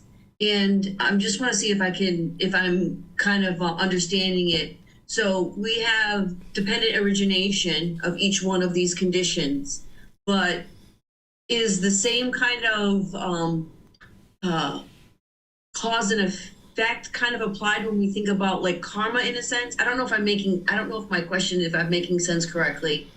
Maybe I'm just trying to draw a parallel between dependent origination and karma, how with dependent origination, there is a condition exists that creates a next thing to the next thing, whereas where karma, we have these volitional formations of decisions that we make that then perpetuate a effect, and that just keeps going. Am I understanding that? Yes, and that is our karma. That's the results of our decisions. That because we chose to remain ignorant or unknowing of true reality, it led to unwise decisions or volitional formations that now is producing consciousness, name and form, the 6 sense bases and so forth and so on. It's also producing other things in our life too, like if someone's aggressive or hostile or bitter to you, or other things that you experience in life, either wholesome or unwholesome. When you're making decisions, it's going to produce either, if you're making a wise decision, it's going to produce wholesome results. If you're making an unwise decision, it's going to produce unwholesome results. So everything you're experiencing in life is a result of your decision or your karma. And dependent origination is explaining to you one aspect of that karma, that the reason why you keep experiencing discontentedness over and over again is because there's ignorance and because there's craving. This is why you keep experiencing discontentedness over and over. And that is your karma. And now you can unravel it with the wisdom of understanding the cause and effect, or the causality of how one thing leads to the next. And that's why you ultimately walk away from dependent origination with the understanding that I need to cultivate wisdom. That's what I need to do. I need to cultivate wisdom. That's the only thing that's going to unravel all of this. And this is what helps you to understand the elimination of those wrong behavior and observances, that third fetter, in order to get to the first stage of enlightenment. That if you have wrong behavior and wrong observances, you're not understanding dependent origination, because dependent origination is helping you understand the whole problem is ignorance. And the only way to unravel that is get to wisdom. So there's no rite, ritual, ceremony, or worship that's going to allow you to cultivate wisdom. I could sprinkle water on you. I could tie strings on your wrist. You could do any kind of rite, ritual, ceremony, and worship, but you're never going to get to wisdom.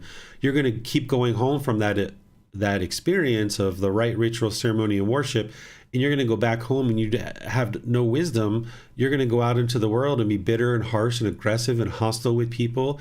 This is why people can show up to a building, spend an hour or two doing all these rites, rituals, ceremonies, and worship, and they go out in the parking lot and they're hostile and mean and aggressive to people because they haven't learned the wisdom of how to improve their conduct.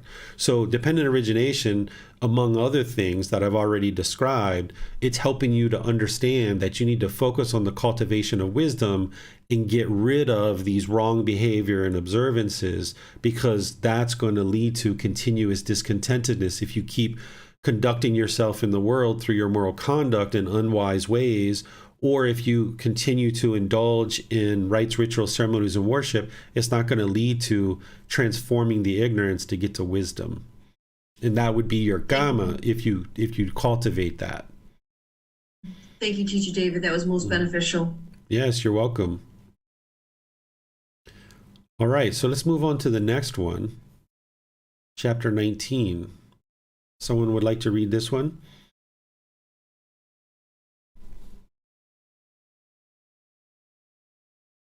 Okay, we've got a few people there. Marcy, we'll go to Tonka. Maybe you can read the next one, since you already read one. Go ahead, Tonka. Thank you. A stream enterer has abandoned confusion in the case of clinging to aggregates. Monks, when what exists by clinging to what? By adhering to what does such a view as this arise?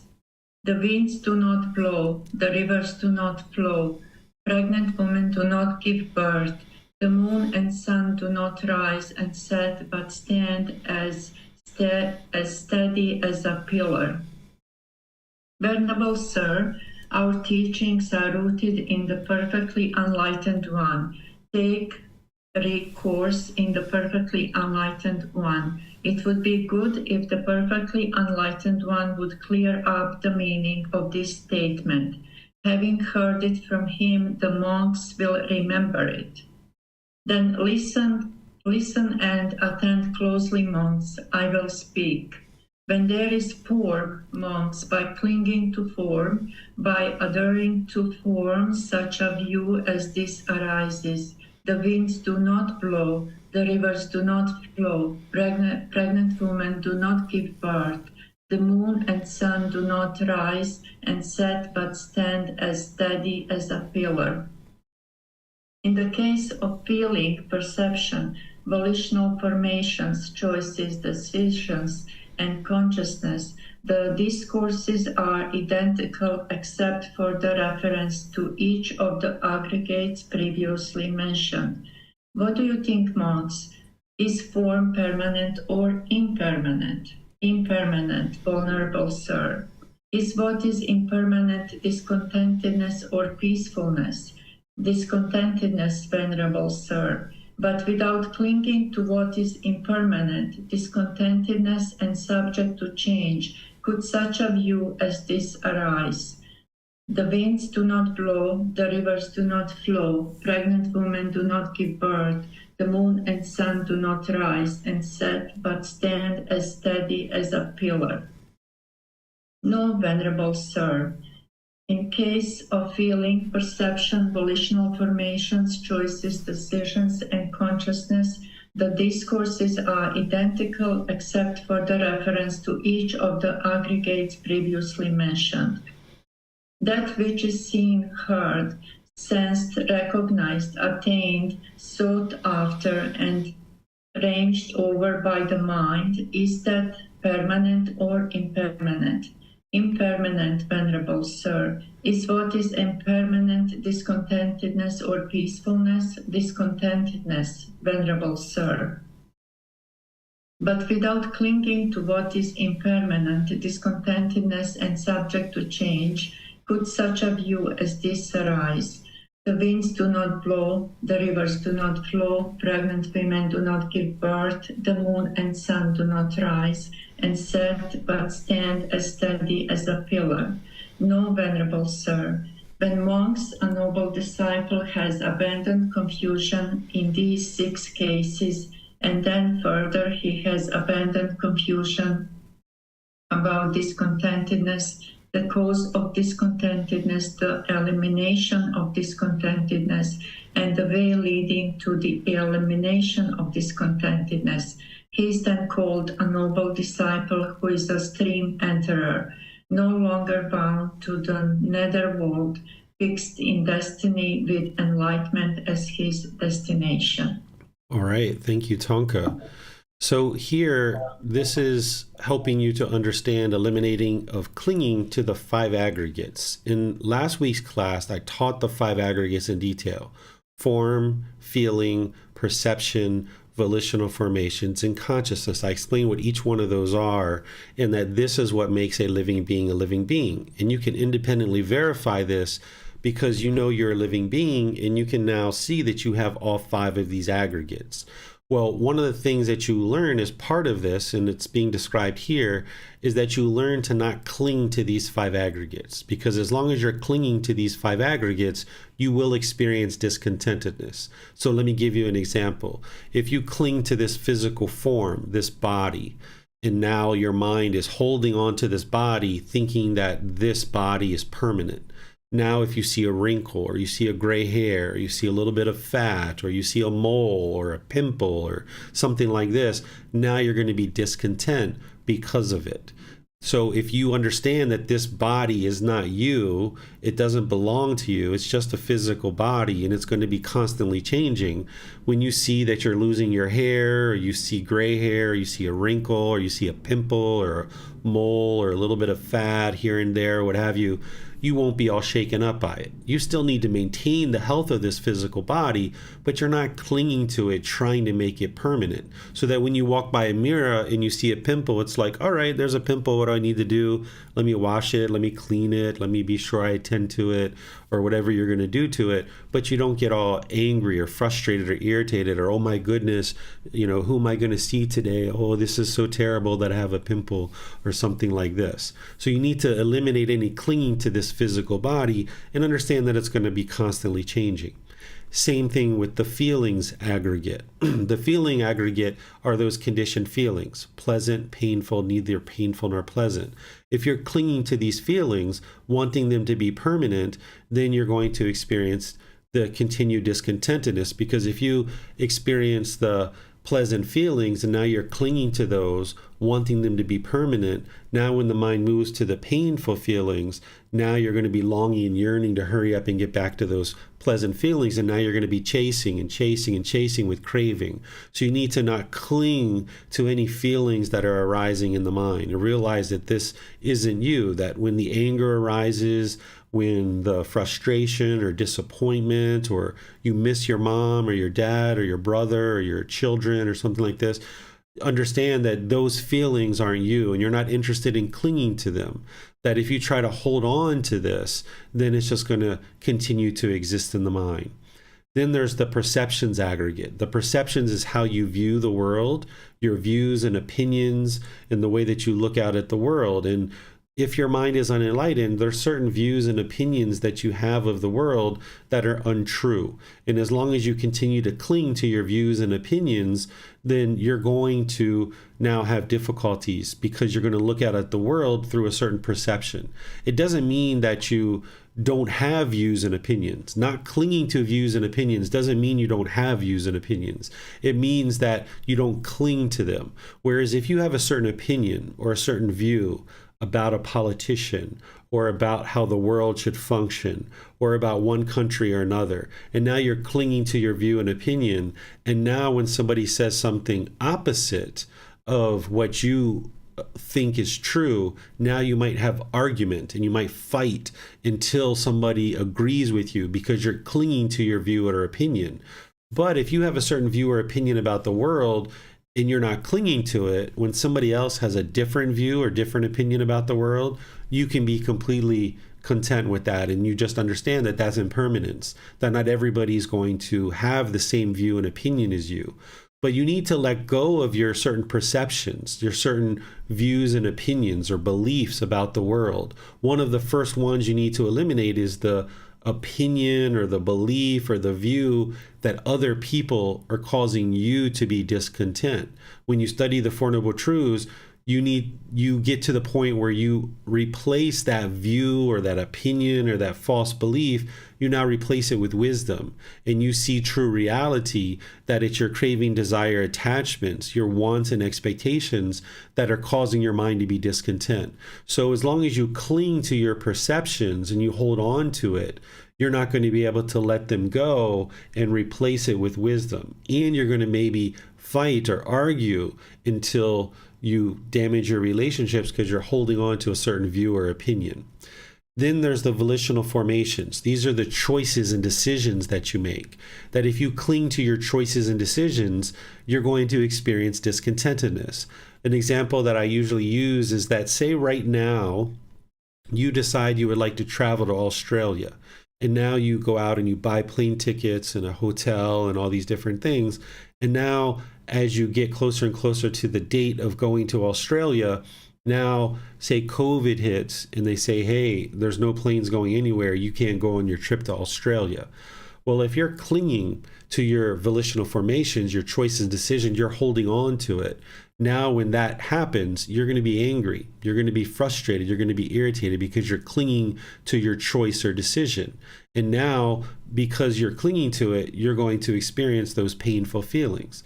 Another example that I can give you from my life is that, say that there was a retreat that was planned to be in America this year. And that was a decision that was made a year ago.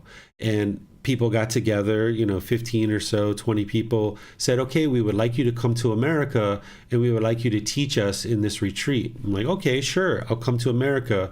And here's what you guys would need to do in order for me to be able to come. I don't need anything other than travel expense and food and water and things like this. And then I will come and teach you guys. So from that point forward, there was decisions that were being made to try to accumulate enough support to be able to support me to come to America. But then in the meantime, because of impermanence, things changed. One of the hosts was pregnant and was going to have a baby like 2 or 3 months before the retreat, which was going to make it challenging for her to host. Then there was another host of another retreat that was going to happen in America who got injured at work. And that impermanence now changed things. Whereas if we cling to this decision that we made 1 year ago, even though there's been impermanence that's happened along the way, Now, when we get to a point where it's time to decide whether or not we go forward with this retreat or not, if you're clinging to that decision, you might be pushing and pushing and pushing and pushing and pushing and pushing, trying to kind of will this into being, and then you're going to make all kinds of unwise decisions or volitional formations rather than just realizing, you know what, we can just let this go. We can do this another year, maybe next year, the year after, we can decide to do this retreat. But if we cling to a decision that we made 1 year ago, then the mind's going to be discontent and you're going to experience all kinds of unwise decisions that, because impermanence has occurred, we're now at a different point in time and we've learned some things along the way. And you know what? The best decision we could make is to just let go and not cling to this decision to have the retreat. So by not clinging to your decisions, as impermanence is happening, you can always make the most wise decision in the present moment, where you can make a decision a year ago that says, yes, we would like to work towards the goal or the objective to have a retreat, but we fully understand that this retreat may or may not happen. It all depends on what happens between the point that we made the decision to have the retreat and the actual retreat itself. If things line up and things work in a certain direction, then okay, we'll have the retreat. But if over a period of a year, things don't quite line up and there's been a lot of impermanence along the way, the best decision in the present moment is to not have the retreat. And if you're not clinging to the decision, then you can do that with contentedness, with peacefulness, with joy, and not be upset about it. So by learning to not cling to your decisions, you can always look at the present moment. Even if you made a decision a week ago or 3 weeks ago, or you made a decision, 20 minutes ago that you were going to do a certain thing, if there's been some impermanence in the last 20 minutes and now in the present moment, it doesn't look like it's a wise decision to keep going forward with that. If you're not clinging to your decision, you can let that go and decide to do something else. So if you're like saying, okay, I'm going to go get my car washed, and you're on your way to get your car washed, and then you see smoke billowing out of the car wash, if you're clinging to your decision, you're going to be upset and angry that you can't get your car washed. But if you realize like, hey, there's been a fire at the car wash, you know what? Let me go to this other car wash. Or you know what? Let me wait until next week and I'll get my car washed next week. No big deal. You're not clinging to your volitional formation or your choice and decision. And that allows you to reside more peaceful and joyful when you're not clinging to your decisions. And then the last aggregate is the consciousness aggregate, or the mind.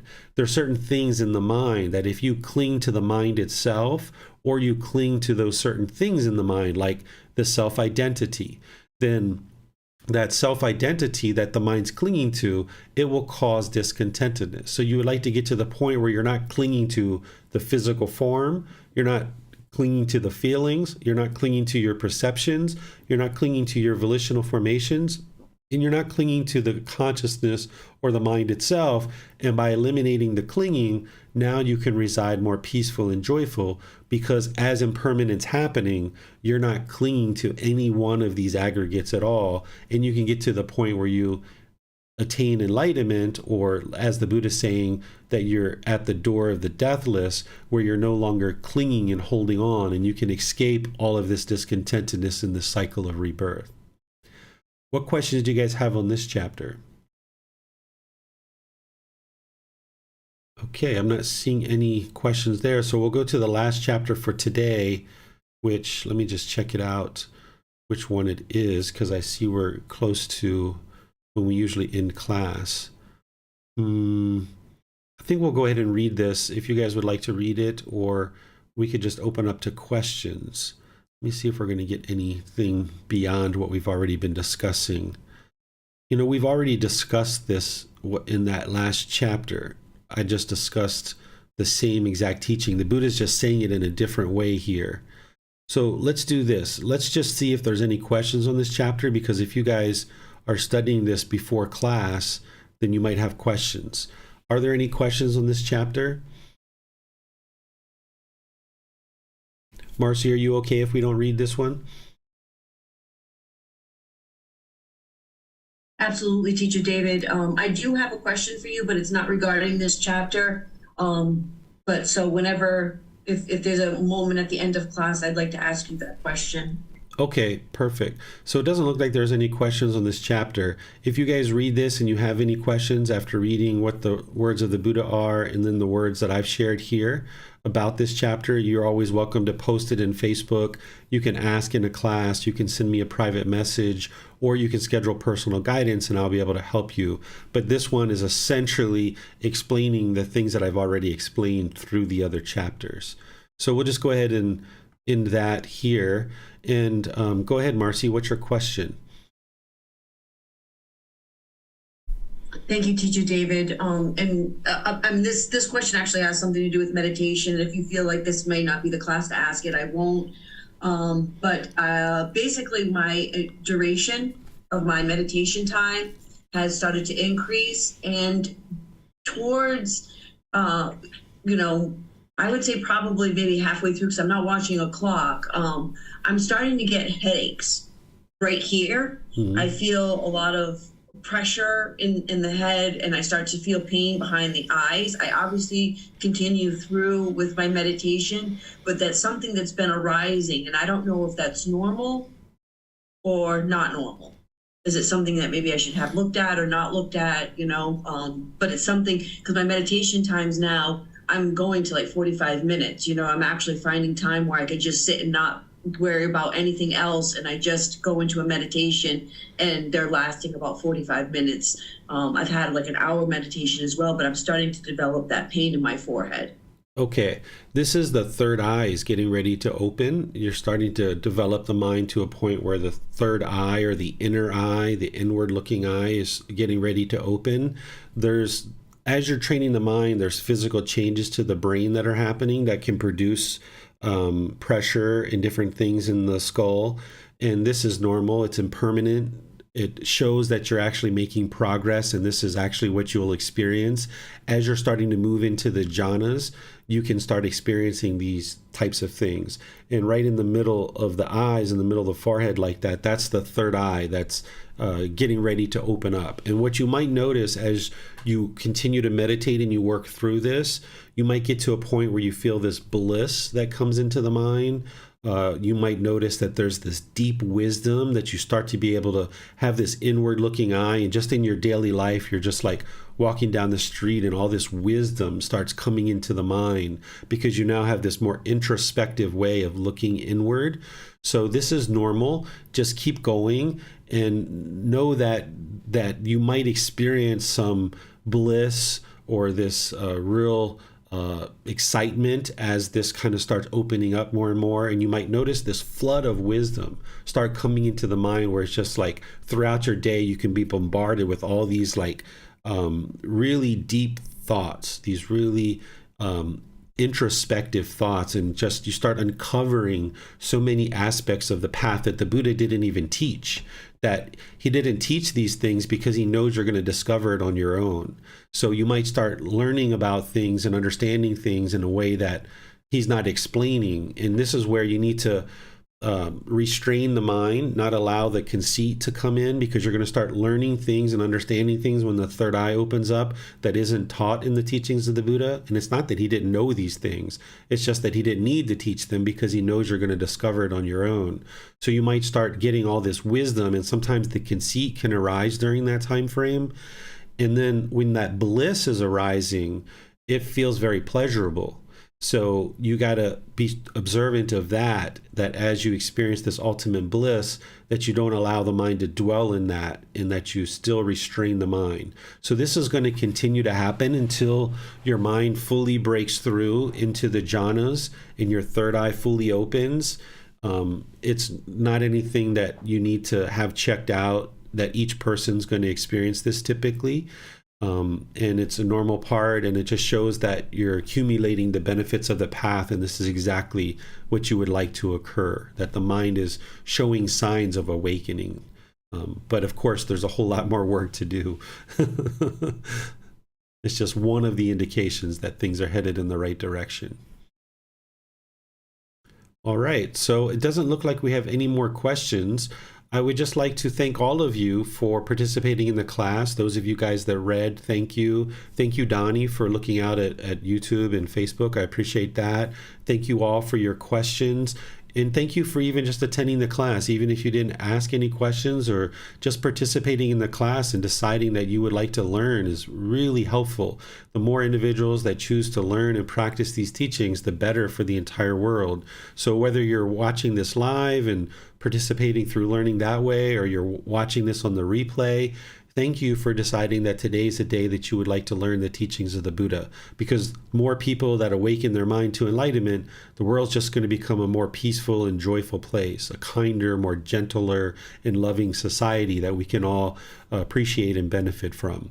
So tomorrow, we're going to be in our group learning program, and we're coming towards the end of that. We've got about another, kind of 6 weeks or so that we're going to be ending up the group learning program, and then we're going to restart it from the very beginning on the 13th of August. Tomorrow is chapter 20, and this chapter is titled Animal to Human, the Evolution of Our Consciousness. This is where you start learning a bit about the cycle of rebirth and how most of us have been reborn from the animal realm into the human realm. And in that human existence, when we come into the human world, our mind is still conditioned by our animal existences. And this is why some people think about human beings as being animals. We're not animals, but the unenlightened mind tends to function very much like an animal because it's been conditioned from our previous births in the animal realm. But then what this path to enlightenment is helping you to become a better and better human being. And you can see this evolution of our consciousness when you study it and you look at these animal existences and what you experience in all the different 5 realms, and what you experience as you're moving from those lower realms into the human realm. And it helps you to understand why your mind gets so angry and fearful and other discontent feelings and jealousy, and why do you have conceits and all these other things. It can be explained through the cycle of rebirth in your previous existences in those other realms. And now that you're human, what you're trying to do is you're trying to shed these animal instincts and become a better and better human being. So I'm going to be talking about the 5 realms of existence, what each of those realms are, what you experience in those realms, and we're going to be talking about how we move from the animal realm into the human realm, and now our goal is to become a better and better human being. And then on Wednesday, we're going to be doing breathing mindfulness meditation together. So you're welcome to join for that, either live or on the replay. So thank you all again. I appreciate all your dedication. We'll see you guys in one of these future classes. Have a very wonderful and lovely rest of your day. Sawadee-ka.